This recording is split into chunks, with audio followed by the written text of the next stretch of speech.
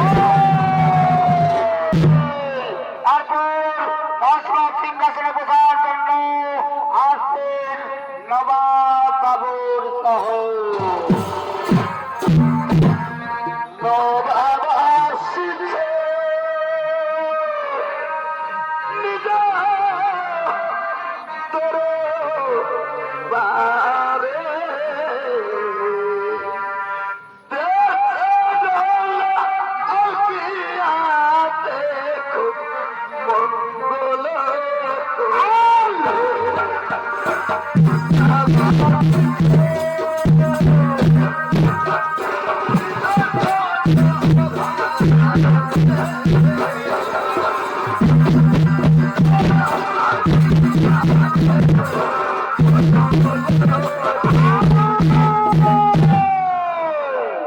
ইনি হলেন মোগল সাম্রাজ্য প্রতিষ্ঠাতা নবাব বাবর শাহ।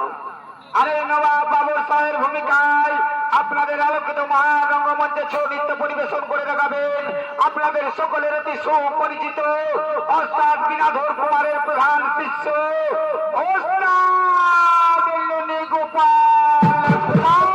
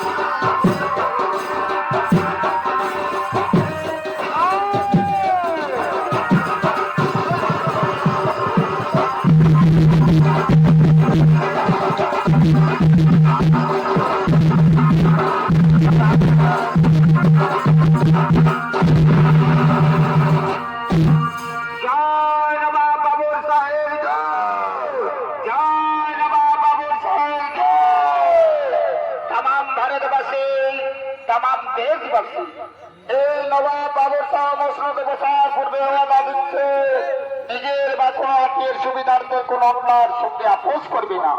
প্রয়োজনে প্রাণ প্রাণ কোরবানি দিয়ে দেশ ও দেশের মর্যাদা রক্ষা করব। তাই আজ থেকে কয়েকটি করে গ্রাম মিলিত পরে হলো একটি পরগনা, আর সেই পরগনার দায়িত্ব থাকবে আমার বিশ্বাসভাজন 2 তহসিলদার। তারাই করবে সেখানকার ভালো মন্দের বিচার, আর জটিল সমস্যার সমাধান করতে যাবে এই নবাব বাবুর শাহ, পীর মোহাম্মদ নুর আজম শাহ, বাকনির খা, উদয়পুর সহ অযোধ্যা একটি মুখ্য পরগনা।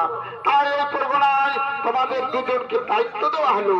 আশা করি আমার মোতাবেক কাজ যেন হয়। যে হুকুম জনাব, याद रखबे नवाब बाबू साहेब नया हुकुम।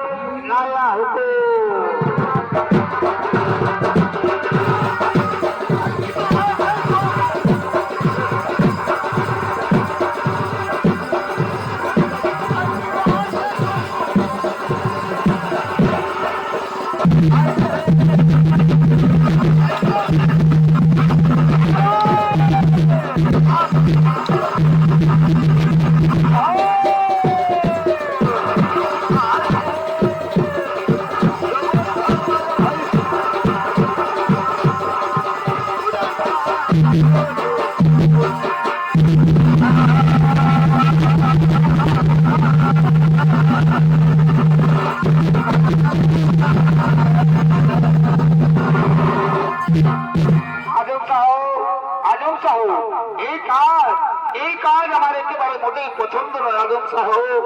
আমরা সবাই জান কবুল করলে আমরা করলাম জয়লাভ, আর বাবর হলো মসনদের অধিকারী, আর আমরা হলাম তার তহসিলদার।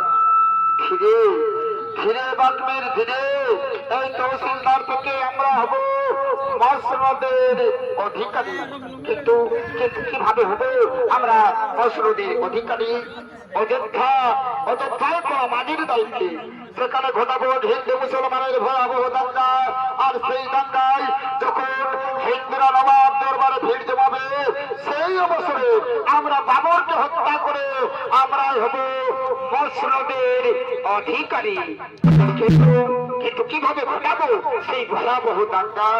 এর জন্য প্রয়োজন অযোধ্যার বুদ্ধিমান বলরাম ঠাকুরকে রাজত্বের লোভ দিচ্ছে, কব্জা করে মন্দির আক্রমণ করব। মন্দির হবে মসজিদ, লাভ হবে মুসলিম সমাজের।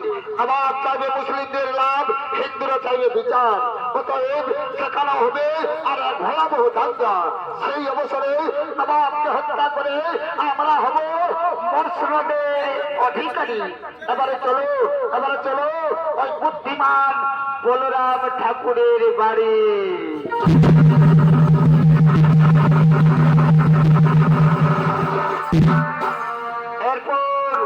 এরপর সরজু নদীর তীরে স্নান করার জন্য কাঁধে গাড়ু গামছা নিয়ে আসছেন বলরাম ঠাকুর।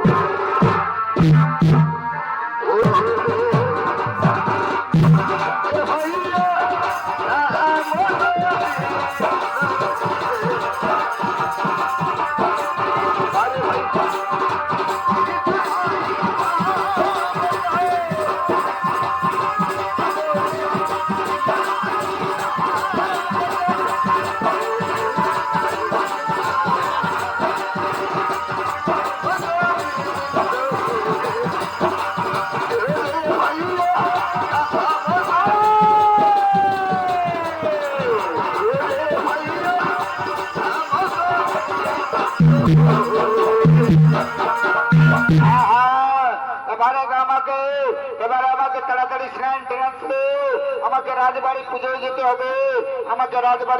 যেতে হবে।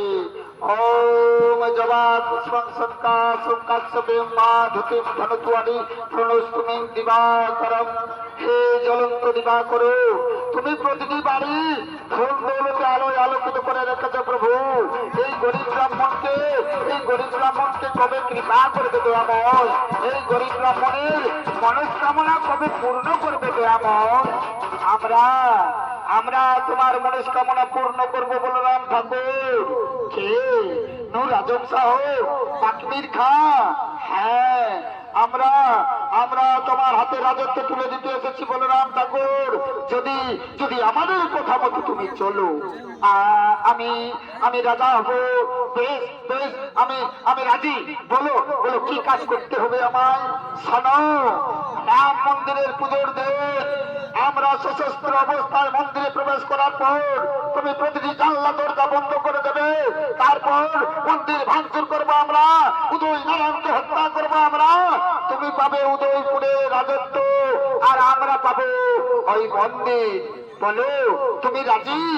হ্যাঁ হ্যাঁ হ্যাঁ, আমি রাজি, আমি একেবারে রাজি, আমি আমি আমি আমি একেবারে রাজি। তাহলে এসো বলরাম ঠাকুর, আমাদের সঙ্গে তুমি হাতে হাত মেলা।